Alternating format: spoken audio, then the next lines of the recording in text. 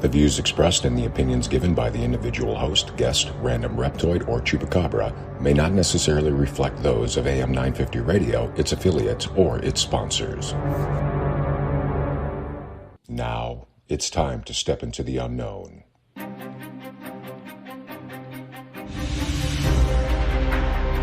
There are things people experience but never talk about. A shadow moving in the corner, flickering of the lights, a disembodied voice. We invite you to talk with us. Share your story, share your experience, because this isn't just your story, this is our story. This is GhostBox Radio with Greg Bakun. And this is GhostBox Radio on AM 950, where every night we talk about the paranormal, ufology, Bigfoot, and so much more. My name is Greg Bakun. Thank you very much for joining me. Happy Monday, everybody. I hope that you had a fantastic weekend in the frigid cold. I hope that some of you did not turn into ice cubes over the weekend. We're actually doing a pre-record tonight because for a couple of reasons, but one of them is also, and I'm going to be very honest here. I'm not ashamed of self-promotion over here. January 22nd is my birthday. And it's actually a big milestone birthday for me, which, they're numbers that don't need to be shared, just need to know that they're milestone numbers. And I decided I'm taking the night off, and I'm just going to stay around. I'm in my little bungalow in St. Michael, and just going to enjoy the day, and probably listen to us as it happens Monday night. So I just wanted to get that out there. But one of the things that I am really bad at is I haven't been bringing on a lot of true crime. We do occasionally, but there is so much more that we can, nay, should do. And I wanted to do so. Now, some of you might remember that we had a gentleman on a few weeks ago by the name of Mr. Zero, and he had talked about a lot of things, and a lot of things that I was very interested in as it happens. But he had reminded me that he works with somebody who does her own true crime podcast with her sister. And so we're going to be talking about that tonight. Drinking the Kool-Aid is a true crime and paranormal podcast hosted by Megz and Hannah. They do deep dives into recent and cold cases, unsolved mysteries, serial killers, disappearances, conspiracies, and pretty much all things spooky. Megz has also been on several episodes of Mr. Zero's Psycho Jello show, which I believe are Sunday mornings at, I don't know the exact time, but it's on WDGY. We talked about that when he was on. Megz, welcome to GhostBox Radio. Well, thank you so much for having me. I'm very excited to be here, and happy birthday. Right? I mean, who knew what 20 would look like? Yeah, right. Thank you very much. I really do appreciate that. It's so this is the great thing is about podcasts, which might be a detriment to you in some case, is the fact that there are so many that you're always finding out about new ones, and obviously you're going to want to have people listen to it. But when you find out about a new one, you find out about one that's true crime and paranormal, and one that is also local in Minnesota here. That's pretty exciting. Now, how long have you and Hannah been doing the podcast? We started it in March of 2020. March of 2020. Okay. Was that part? I mean, boy, that's right at the time of the lockdown. Was that a lockdown baby there that you kind of decided that's when we're going to do it because of that, or has it been? Well, yeah, it was one of those things where her and I had talked about it for a really long time. We kind of always joked hey, we should really start a podcast. And when the lockdown came about, we were like, wow, now's the time. We should really just go for it. I've listened to a couple of episodes of it, and it's very good. The style of podcast you do, which you're telling stories every week. You are putting together, and then you are breaking it apart so that it fits within chunks of time, so that it's not overstaying its welcome, which I personally appreciate. And when I do podcasts, unfortunately, I don't listen to myself when I do those. But that's a lot of work, isn't it? Oh, it's an extreme amount of work. I'm putting in tons of hours. I mean, this is a full-time job that, you're not really getting paid for. It's just something I genuinely love doing. So we put, oh my gosh, I couldn't even estimate how many hours go into it every week. I have a little bit of a different structure. I know a lot of people love to lean hard on Google Yeah, as their form of yeah. gathering information, which is great. I mean, that can work for a lot of people, but I love books, like obsessed with books. I devour them. So I thought, why not dig into that, give authors a shout out at the top of each show, and tell people what books I'm using so that we can do it in a story format. And I mean, I've had a strong academic career, and I think there's nothing better when you're able to do something like what you're doing and be able to cite your sources. That seems like, I mean, because like you said, and once again, you're right. For people who are using Google to do their research, good for them. But if you're able to do that extra mile, but that's a long mile at the same time. So it is important that you know people understand what you're doing is extraordinarily time consuming, but it's going to be worth it for the listener. Yeah, you're going to end up getting those details in each case that you wouldn't just find out on the internet. It really digs in a lot deeper and takes you down that rabbit hole. So that's really the goal each week is, come on down this different rabbit hole that we're going to be talking about. And a lot of times those dives might take 3 or 4 episodes to get to the end. Yeah. Yeah. I mean, the one that I started on today, I was out in Hudson, so I was driving back, and I thought, well, you know what? This is a great time to listen to some more. And it was one of the more recent ones, which is the first part of a three-parter with the woman, the hitchhiker, 15-year-old Mary. With Yeah, Mary Vincent. Yeah, yeah. What a story. And I'm only into part two, but that is really quite the story of I mean how some of the worst human behavior can be towards other humans by listening to that. And I guess the question I'm trying to get to here is, you know, how do you, when you're reading through, when you're doing the research, how do you react to this as Megz the person, opposed to Megz the producer of this podcast? Well, some of these cases, like, when you're talking about it on a constant basis, you do get to the point where maybe things aren't as shocking Yeah. as they might be to everybody else. But, you know, I definitely want to always remember that there are victims, there are human beings involved in this. And so we try to be very delicate about that situation. Also I'm totally blanking here on what No, I was gonna no, say. but I mean, in a sense, I mean, I understand that too, in the sense of being desensitized, and that's not a cruel word, I don't think, in the work that we do, because there is a point. I mean, you just even look at like the inspectors and stuff who actually run the cases and the stuff that they must see on a regular basis. If if they don't get desensitized to it, nothing would ever get done.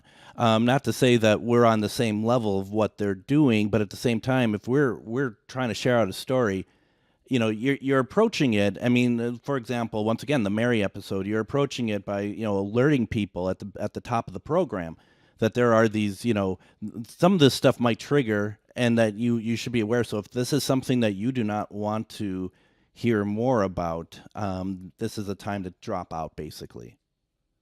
Yeah, I mean, I don't offer a trigger warning at the top of every episode, but some of them just feel more gruesome, and we are going to get into those really, nitty-gritty details. So I do try to say, like, hey, this is what you could expect. So yeah, if this isn't for you, why don't you move on to the next one? Yeah, and there's nothing wrong with that. I mean, that's just it. And another one that I listened to was the Queen Mary, because I mean, I've investigated there, so I've it's like I'm just curious to hear, and no one's getting their arms chopped off in that one. Yeah, No. people are dying, but I mean that. Do you think that is important for us to know, like the level of what Larry did to Mary, for us to be able to, I don't know, I guess, to fully understand why people like this are so horrible? I think that's actually a controversial topic Sure. among the true crime community because some people say, you know what? We absolutely should not be discussing those details because you can tell the story without it. I'm kind of on the opposite side of that, where I think it is important to understand exactly what a person went through and, let your mind wonder, how could somebody actually do something like this? It doesn't make any sense, but I guess that's a good thing that doesn't make sense to me. Well, and that's true. I mean, and I think that is a good point. I mean, it is gruesome. What happened to Mary is gruesome, it's cruel, but it's also, I think, there's a couple things in my mind is that when you share that out, it is important because you can't really tell the story about Mary and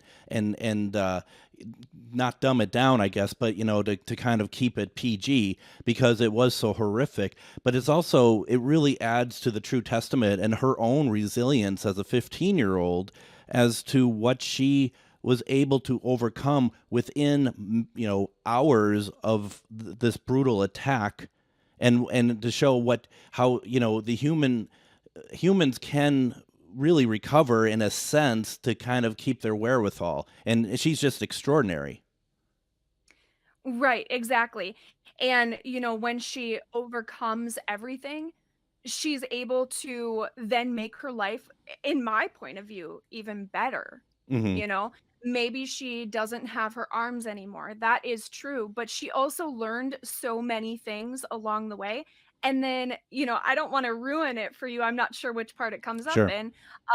But she's able to make her own prosthetics, like fix them and make them better than just regular prosthetics, which I think is amazing. It is amazing. And I'm curious, does she implement that out to like other people to help other people with prosthetics, or is it just for herself? That wasn't anything that I saw in any of the articles that I read, though I wish that is something she did. As far as I know, it's just something that she does for herself. Mm. And the reason why I ask is sometimes, in my world of paranormal and with mediums and stuff, you feel like that sometimes people are brought in, that they have certain situations that happen to them because they're there to help the world, because of those situations. I think you can also say maybe it's not the arm thing for her, but she was able to quickly identify and get police onto Larry. Exactly. Yeah, I mean, she was able to identify, she was able to basically give them everything they needed to do a complete sketch where people were like, "Wow, that is Larry." Yeah. Well, and even in the episode, I think you and your sister said, like, I don't even know what, people you all know very well look, you couldn't describe their face. And I started thinking about it myself. It's like, how do you describe someone's face to the point that someone could just be like, that's him. That's exactly him. Where it's like, yeah, well, he had two eyes and some eyebrows, and in my case, I have a beard. It's just like, how are you able to make it so it's distinctively that person? And it sounds like that she was like truly an expert at that. Yeah, she, thank goodness, was so good at it, and it would be something that's interesting to dive into at some point.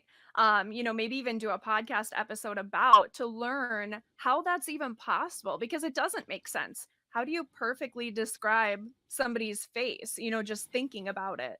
It feels like, from what I listened, that she was just determined to not let him win. And like you said in the podcast, it wasn't even about herself. It was about, I got to stop somebody from I got to stop this Larry guy from going on to his next victim. I mean, it's just this, once again, this 15-year-old who just really kept it together when the worst possible thing could have has happened to her, and she was able to make a huge difference. And be so selfless, like, Yeah. putting myself in a 15-year-old mind, like, thinking back to being 15, oh my gosh, I just don't think that I would've, been able to do something like that. You would hope so, but you'll never know. Well, I mean, I think, once again, you and your sister talked about this in the episode. It's like I probably would have died because I wouldn't have even thought about the dirt that could help cauterize the cuts. I mean, the cutting off of the arms. So, man, she really, I mean, pretty incredible. Yeah, she was a true hero. Truly, absolutely. Why don't we go ahead and do this? Let's go ahead, take our first break. When we come back, we are going to continue our conversation with Megz. We're talking about Drinking the Kool-Aid podcast. It's a true crime podcast. We have a lot more to talk about. You're listening to GhostBox Radio on AM 950.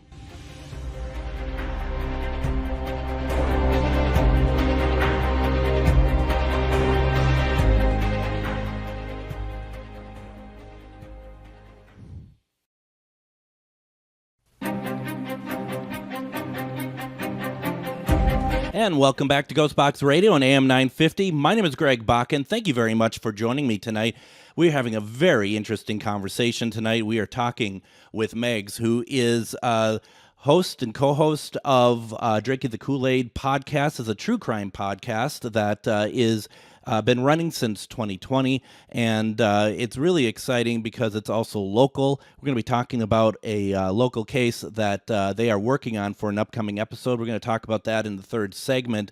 But we're going to kind of keep things going here. We were just talking about some of the episodes that I just had a chance to listen to. And how many episodes are you up to now? Many? Many? Is that about the best we can do? I don't. I don't know off the top of my head. Do you many. try to do like one a month, once a week? What's your cadence? I wish it was once a month right now because it's getting to be a lot, but no, we do once a week, Oh so my they come God. out every Sunday. So, okay, wow. That's quite a cadence there. Yeah, it's a lot. It really is, especially when we're going so in depth with the cases and doing so much research. It definitely is hard to keep up with sometimes. When you were when you're doing the episode with Mary, that's 3 parts. Do you record all of those at one time, or do you break them up week by week? We break them up. We don't necessarily record once a week. Sometimes it's more. It Mhm. just depends on what we're able to get done. Wow. That's a lot. I mean, that's a lot. I mean, folks, you should go over and just to remind people where it's at. First of all, if you want to, you can just go over to drinkingthekoolaid.com, and there's all sorts of stuff there. You can also donate if you'd like to, and leave a review and go through all the episodes. And then it's available, I would assume, everywhere podcasts are available. Yes, that is correct. It's on all of the podcast platforms. Now, when did you decide that it's that you are like firmly into the true crime genre? I would say that's just kind of something that I've always been into. Mm-hmm. It started with watching Dateline Oh yeah. constantly. Oh yeah. I could not get enough of it. And then I was reading a bunch of true crime books, just had huge stacks of them. Always had them stuffed in my purse and my backpack. Everywhere I went, I was reading books. So I was really the true crime gal, I guess. And my sister was more on the paranormal side. Okay. So even though I really like paranormal as well, she was binging everything paranormal. So we were like, you know what? Let's just put these two together. Wow. Yeah. I mean, and they do go together pretty well, I think. I think so too. A lot of people, might like one versus the other, Yeah. and that's perfectly fine. But I personally think that there is essentially a mystery to both sides of it. I mean, I always believe everything. When it comes to like paranormal, cryptids, I believe everything. I just want to. I think it's more fun and interesting that way. Yeah. So I'm very open-minded, and that's how we approach the podcast as well. Yeah, no, and that's good. And I think, yeah, you have to be. You can't really. I mean, and some of the stuff is has its own leaning anyway, because some of this is history now, and what's kind of nice about true crime is that there are so many variables that they're never. There can be with paranormal stuff, but paranormal often can be maybe just sometimes ghost stories. At the end of the day, that's kind of what they can become. But with the true crime stuff, what is nice when you're in the format that you're doing is that you often can come to a conclusion, or you think you were coming to a conclusion, and then something kind of blows the lid right off of it, and you're kind of back to square one. That's exactly it. There's a lot of cases like those big cases that everybody knows about. And you might already think, like, oh, I know it's this person, even though they haven't been convicted or anything. But I try really, really hard not to approach the cases that way. I don't want to go in knowing who did it. I want all of the evidence to kind of lead me there. But then I'm also not going to push that on the listeners. I might say, here's my opinion, and Hannah and I will discuss it throughout. But I really want people to come to their own conclusions. I want to just present you the facts. Yeah, no, and that's good. And that's I think it's obviously a very wise way of doing it. It's also kind of tough too, because it is sometimes tough to kind of like, well, I'm pretty sure this is what's going on here, and then you got to kind of put that to the side and do whatever. So have you and your sister done any sort of paranormal work at all? I know that you've done some shows on it, but have you actually been able to go out and do any sort of take part in any investigating or anything like that? We have not. We have always wanted to do something like that. It just hasn't worked out. And then, there was a few different paranormal things that came up, like events that we wanted to do, but of course, then it was the pandemic and we couldn't.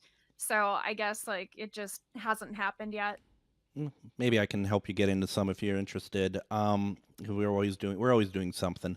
So yeah, I mean, it's a really it's really fun to kind of see people get into that and into that paranormal aspect of it. And like I said, I investigated the Queen Mary, and I've never been into any place quite like that before, and so it was really interesting to hear what. And there's a lot of history to that, which for people, I mean, you guys did a really good job of talking about the history of the ship, and there's stuff that I had no idea about, which was really cool.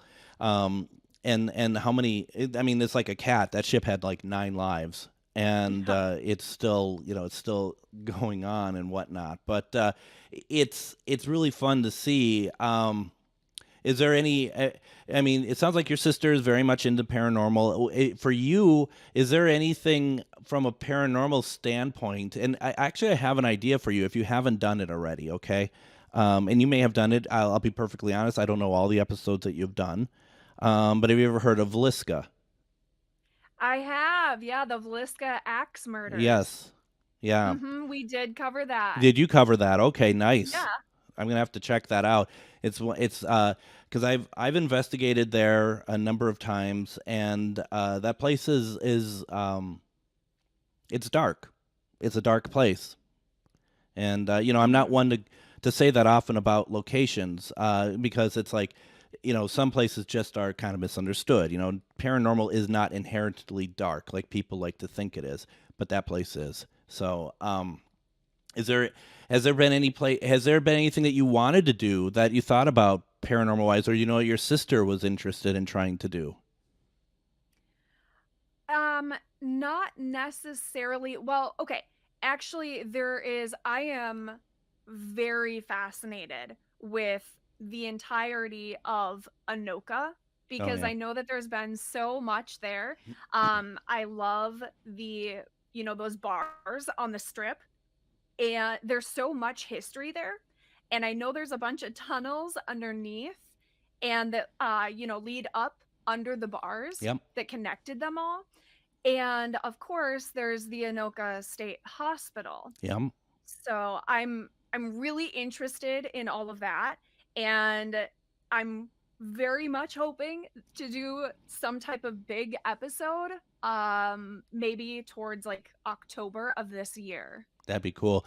If you ever have a chance, we do a monthly get together in Anoka at Billy's called Ghost Stories and Beyond. And February, it's the first Wednesday in February. I think it's the 7th.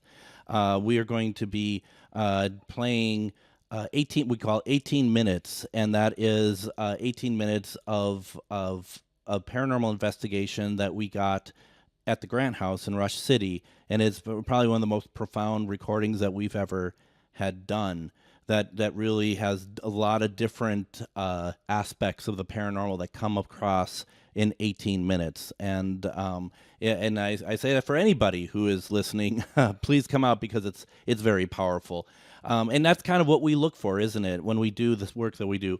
Something that's powerful, and not because we want to shock people or anything, but we want to be able to kind of showcase the stuff at its best and sometimes at its worst, I suppose. Yeah, that sounds really fascinating. Like I would love to do that. I'll have to talk to Hannah and we'll make it out to one of those. Yeah, I'll send you some information about that if you're interested in doing that. And you know, when you're doing all these episodes, is there any that stand out? And I don't, when I say like as a favorite, I mean, you know what I mean. It's not like that we're really excited about this particular killer or anything, but I mean, just the aspects of it that really still to this day is just like really kind of stayed with you. Is there anything that kind of leaps out like that? Yeah, I mean, there's a ton of cases that Hmm. certainly leap out. However, there was one that I think Hannah and I did a five-parter on. Wow. Her name was Ellen Greenberg, and she was a very young teacher. And she came home to her apartment one day, and her fiance, Sam, said that he was going to the gym. So he left for what he says was maybe 45 minutes. But the gym was located in their complex, so he didn't go Mm. far. When he came back, the door was locked and it had, like that little latch across it. So he couldn't get in. It was locked from the inside. She had many, many stab wounds to the back of her head, and it was ruled a suicide, which just baffles me when you actually look at it. It looks very impossible to me. And I think that there's a lot of holes in the story, but that's where they left it. And once it was ruled a suicide, they would not change it back to homicide. Wow. That's incredible. That really is. And it's just you gotta wonder. Were they questioned about it at the time when as far as like the police about how can you say that's a suicide when that clearly seems impossible? Yeah, I think that they came up with like a lot of reasons why it was a suicide. They Hmm. really tried hard to frame it that way. And it just never made sense though. And people didn't push it really hard. Now everyone's looking at it and going, actually, there's a lot of problems with this case. And there could be some, money talking, people paying off others. Absolutely. Is there with the cases that you're covering? Are there a lot of cold cases? Yes, we do cover a lot of cold cases, which I mean, some people don't like that. I think that it's very important to still talk about them, especially because something could shake loose. Like somebody always knows something. But with those cold cases, they are tougher because sometimes there's just not a lot of information. And I suppose too that listeners may want to have some sort of finality to a story, but at the same time, I can't help but think, whether it's your podcast or other podcasts, that there are, detectives, ex-detectives, retired detectives who listen to this stuff, and something might actually uh, get them to be interested to kind of push for certain cases to be open as well. I mean, there's always those opportunities, I think. Yeah, I mean, that would be amazing. That would be a dream to have somebody listen to it and be like, wow, let's crack into this one and Yeah. see what we can actually find. That's always the essential goal of doing things. Um, but I do think the stories are important, even though they don't have a resolution. They could in the future. Yeah, absolutely. And Vliska is basically a cold case. I mean, it's never been solved. I mean, Hmm. there's so many different avenues for that as where it may have gone. It's really tough to know. I mean, like we just got done talking about in the segment. I have an idea of what happened, but you know, that doesn't mean that I'm right on that. And there are so many different avenues. It's such a fascinating thing, and I mean, all these cases are like that. Yeah, I think you really have it as like a puzzle, Yeah. and not everybody is going to view it in the same way. You might think it's one person, and I might think it's another just by listening to the same exact story. That's true, and that's just that is a really interesting part to it. And I also just thinking too, you're talking about like Dateline NBC and stuff. I back in the day, A&E used to show really nothing but cold cases and these true crime shows. A guy by the name of Bill Curtis was hosting a lot of those shows, and it's like they are just, I mean, and they're never ending, are there? It's not like there's a couple of them and that's it. I mean, there are loads and loads and loads of these things. Unfortunately, there are tons of cases that just go nowhere. But I really like that as of, the past few years, things are changing in the true crime world. And I think that's really exciting to see a lot of those cold cases getting the finish that they deserve. Absolutely. Why don't we go ahead and do this? Let's go ahead, take our next break here. When we come back, we're going to continue our conversation with Megz. We're talking with Megz about her and Hannah's podcast, Drinking the Kool-Aid, a true crime podcast. We have a lot more to talk about. You're listening to GhostBox Radio on AM 950.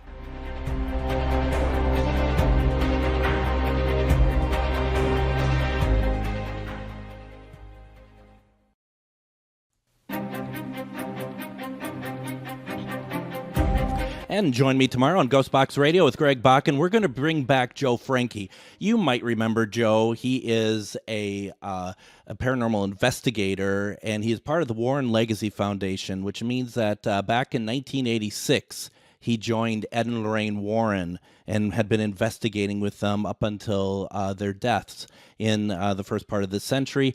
We are actually going to be talking with him tomorrow about the Amityville case. And the reason why I wanted to talk with him about it is because I wanted to get the Warren perspective of what happened on that case, because there are so many people who think so many different things about it. Now, Joe himself was not actually at the investigation. He had not joined them at that point, but Ed Warren had taken a great deal of time to download Joe about the case. He did that to many of the cases that the Warrens took part in because he really wanted to teach Joe kind of like the backstory and everything else about what made the Warrens, what made their investigating work. So that's going to be tomorrow. We're going to have Joe Franke on.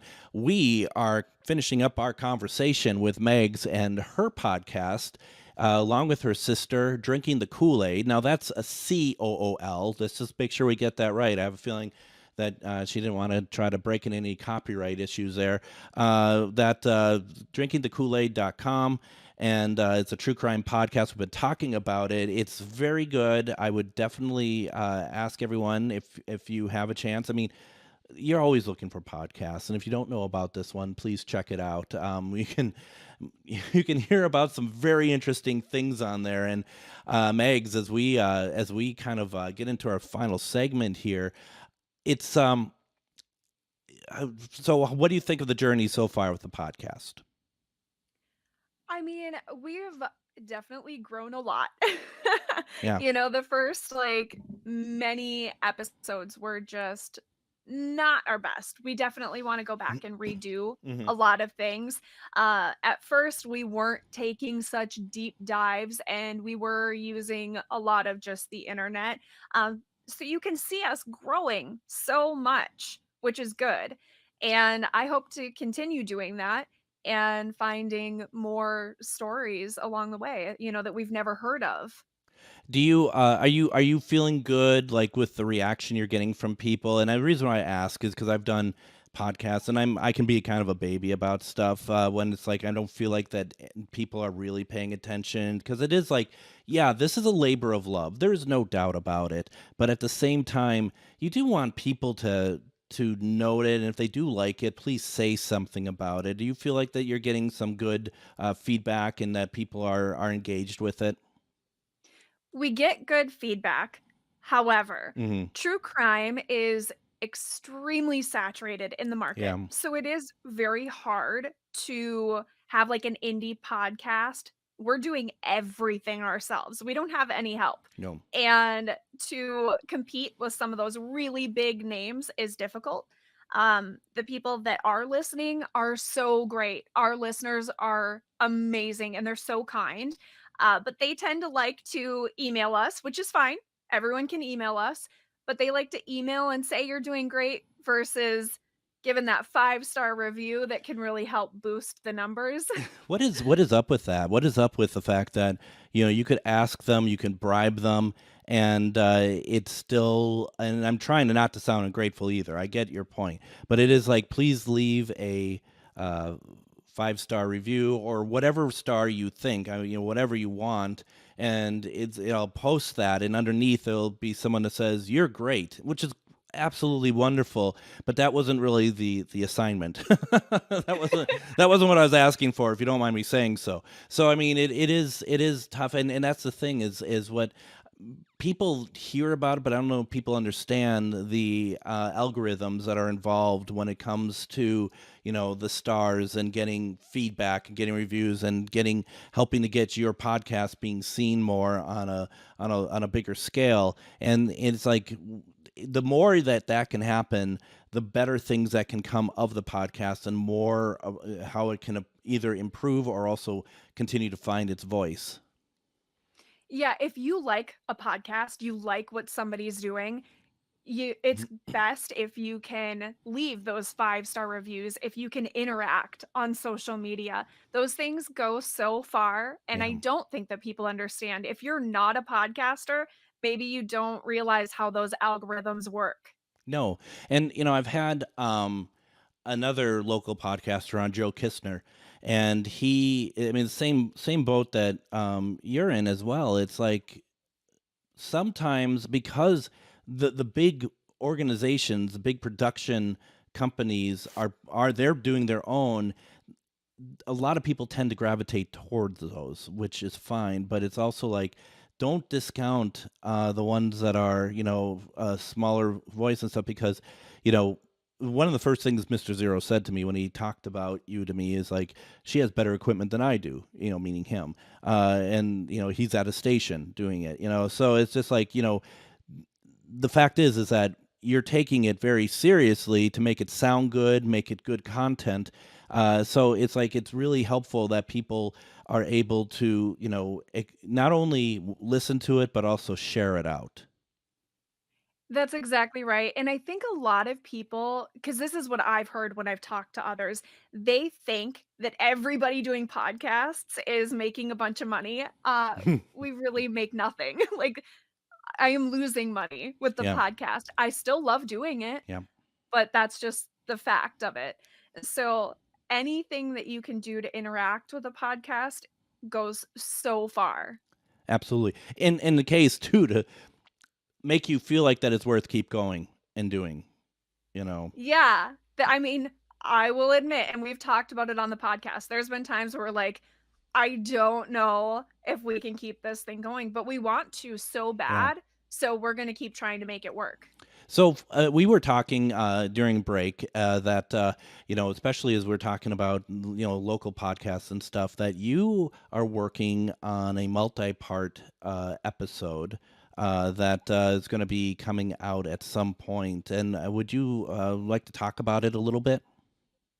Yes. Now, this one actually might not be a multi-part episode, Okay.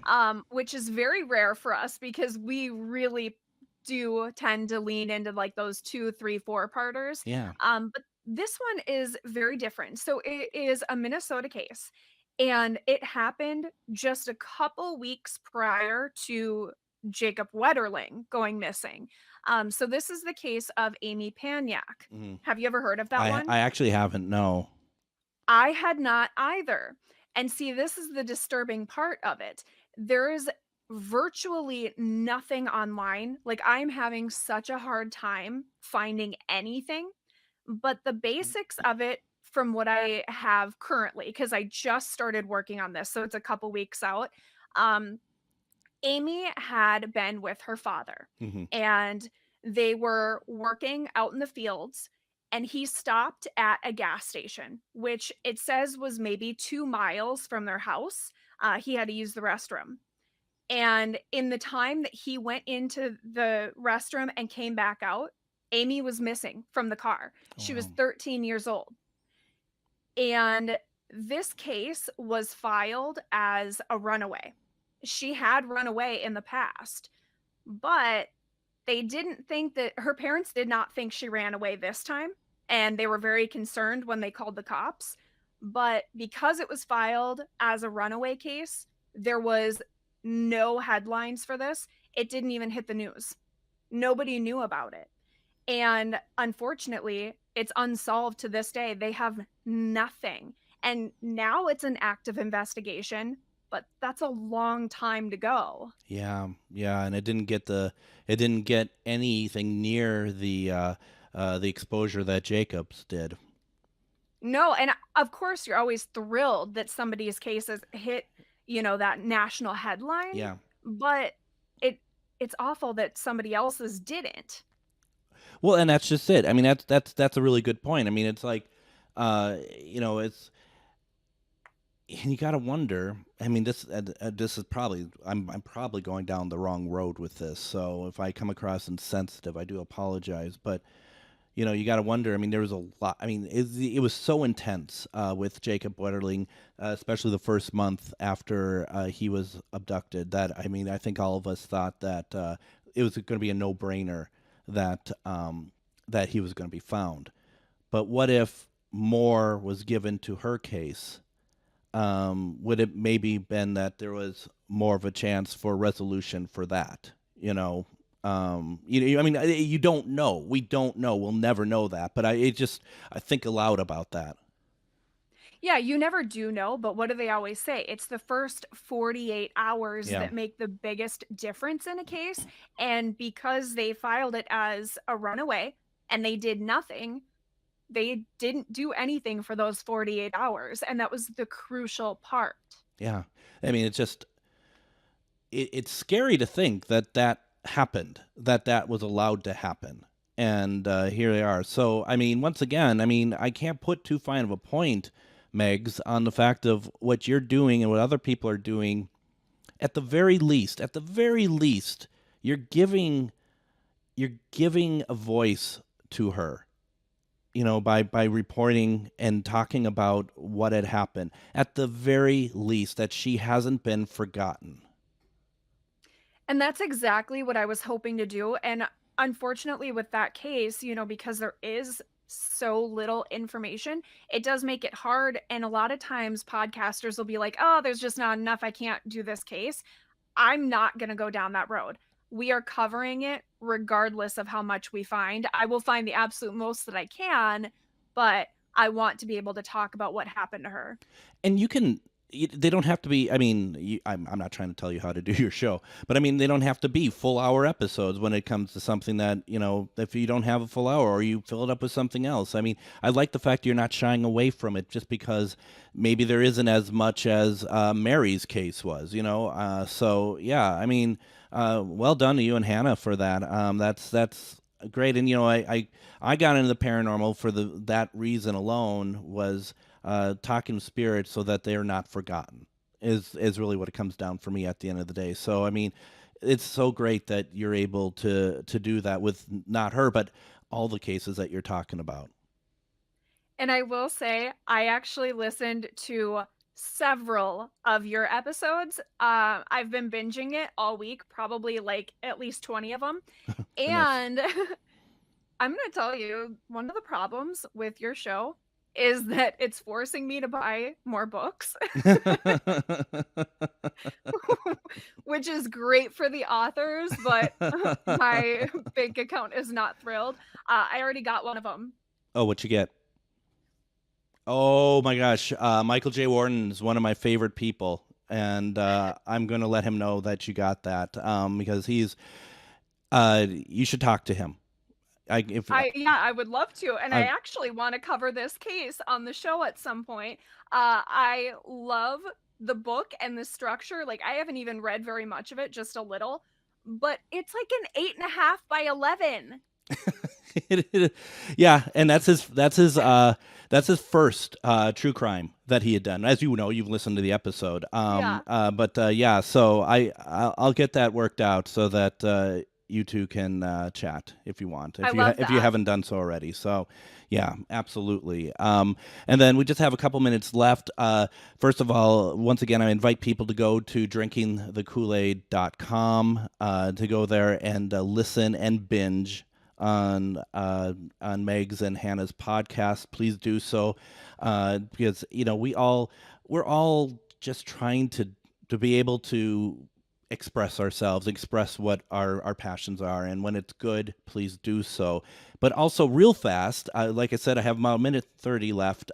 We had Mr. Zero on. You help him on his show. Is it once in a while or all the time? It's once in a while, but once in a while kind of means like often. Because I've been listening to those as well. I'm a big like Beatles and Monkees fan, so him and I we bonded over that. It's really cool. And it's good that you're able to take part in all of that. Is that music and stuff that you're interested in? I mean, it must be, right? That's a dumb question. No, it's not a dumb question. Do you like music? I absolutely love it. Yes, I like music. I love that music, and I have seen Mickey Dolenz. I actually went with Mr. Zero and my parents. Oh, wow, that's cool. That is very cool. Mm-hmm. I love it. So once again, folks, please go over to drinkingthekoolaid.com. Listen to some episodes anywhere that you get your podcasts. You are able to find it. I found it on Spotify. Super easy. But remember, Kool-Aid is COOLAID for this podcast. So please do so. Check it out. Megz, thank you so much for joining me. And I hope that you can come back if there's something you want to talk about, if there's a case or something you want to promote. Feel free to let me know and we'll get you back on. I absolutely would love that. Thank you and happy birthday. Oh, thank you very much. And that is going to do it for us tonight. Like I said, join us tomorrow as we talk to Joe Frankie. We're going to be talking about the Amityville Horror of all things. What a great way to spend a Tuesday. Thank you all very much. We will talk to you later. Have a great night.